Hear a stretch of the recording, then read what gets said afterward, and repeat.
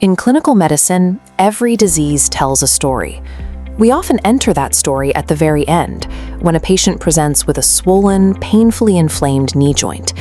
If we prescribe painkillers, we might reduce the swelling and ease the pain, but that only addresses the surface symptom.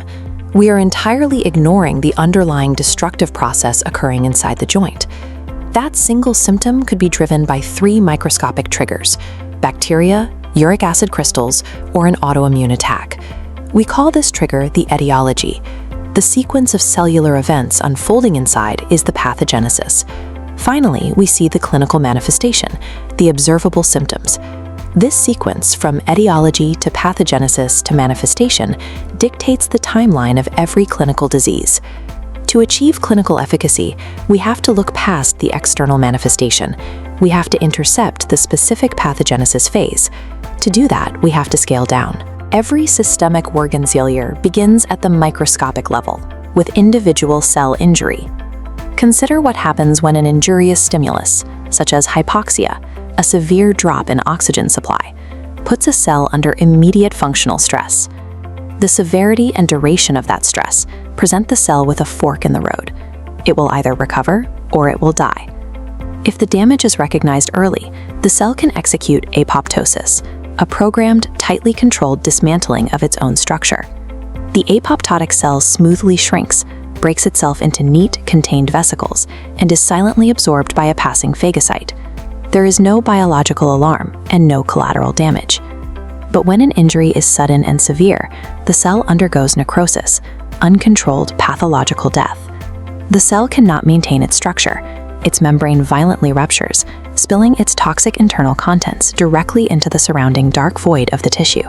This chaotic spill acts as a chemical alarm, triggering widespread inflammation and collateral damage in the neighboring healthy cells.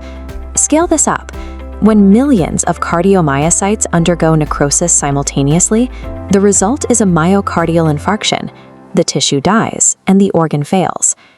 The specific mechanism of cell death dictates the entire clinical outcome, whether a tissue quietly heals or cascades into systemic inflammatory failure.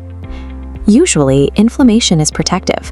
Acute inflammation acts as a rapid first responder system, rushing white blood cells called neutrophils to clear infections and initiate healing. But if the threat persists and the immune response becomes dysregulated, this defense mechanism morphs into the primary engine of tissue destruction: chronic inflammation. Tuberculosis is the historical archetype of this exact destructive mechanism.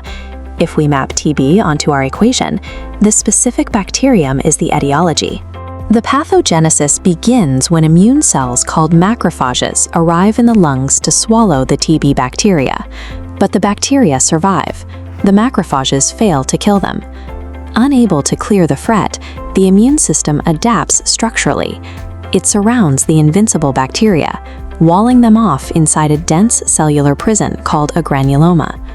While trapped, the immune cells continuously release toxic cytokines and enzymes in an ongoing attempt to neutralize them. These reactive substances leak outward, slowly eroding and dissolving the healthy lung tissue immediately surrounding the granuloma. In tuberculosis, the lung tissue is ultimately destroyed by the body's own stalled, chronically inflamed defense mechanism. Ultimately, in tuberculosis, the pathogen doesn't destroy the lung. The body's own stalled defense mechanism destroys the lung. TB demonstrates pathogenesis driven by an external invader. But many diseases are triggered entirely from within, originating in the patient's own biology. Sickle cell disease is a clear example of an internal, genetic etiology. The sequence begins with a permanent mutation in the inherited DNA sequence. This specific mutated code instructs the body to produce a defective protein known as hemoglobin S. That abnormal protein causes immediate cellular dysfunction. Smooth, round red blood cells suddenly contort into rigid crescent shapes that immediately snag on vessel walls. At the tissue level, these rigid cells cause mechanical occlusion. They block blood flow, starving downstream tissues of oxygen. Only then do we see the clinical manifestations: severe pain crises and chronic anemia.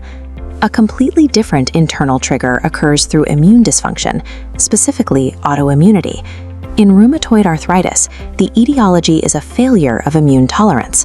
There is no external infection at all.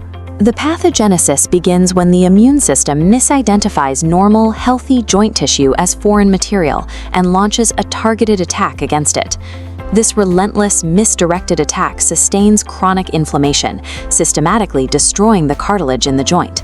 Whether the trigger is a DNA error or a confused immune cell, mapping the tissue destruction sequence is the only way to intercept it. Once we map the specific pathogenesis of a disease, we can move beyond isolated observations and systematically group diseases to guide clinical management. Disease classification is a multidimensional grid evaluating cause, course, and pathology. Plotted here, tuberculosis aligns perfectly, and infectious etiology, a chronic clinical course, communicable, driving an inflammatory pathology. Sickle cell plots entirely differently, a genetic etiology, a chronic course, non-communicable, and hemodynamic pathology. There is also an essential clinical classification for when the grid is incomplete, idiopathic. Crucially, a diagnosis of idiopathic hypertension does not mean the disease has no cause. It simply means the precise etiology has not been discovered yet. This brings us back to the patient with the swollen knee. Applying a generic treatment to a clinical manifestation is operating blind. A painkiller does not differentiate between uric acid crystals and an autoimmune attack. Accurate diagnosis requires defining the variables, pinpointing the exact etiology, and mapping the resulting pathological process. Effective clinical medicine relies on the precise, targeted interruption of the pathogenic sequence.